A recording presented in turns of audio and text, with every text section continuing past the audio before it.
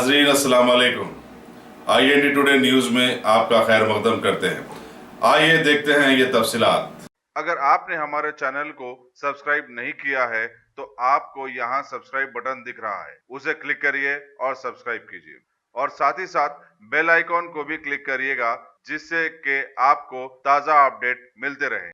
शहर में double bedroom मकानात की तामीर में ताखिर के खिलाफ CPI के हजारों कारकुनों ने आज बंदलागुड़े के हमारे ऑफिस के रूबरू जबरदस्त मुजाहरा किया।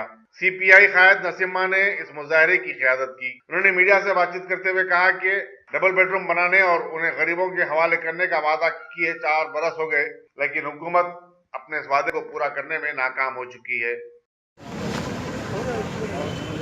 जो गवर्नमेंट KCR साहब हुकूमत से आने से पहले जो वायदा करे वो वायदा फुलफिल करना बोल के स्पेशली GHMC लिमिट्स में 1 लाख डबल बेडरूम बना के दे तुम बोले, मगर आज के तारीख अगर देखे तो 1% भी डबल बेडरूम कंप्लीट नहीं हुआ। पुराने शहर में स्पेशली मैं समझता हूँ 1000 बेडरूम अभी कंस्ट्रक्शन भी नहीं हुआ, अभी तक स्टार्ट नहीं करे। मगर शहर में देखो तो आधा शहर पुराने शहर में, सबसे ज़्यादा गरीब भी पुराने शहर में है।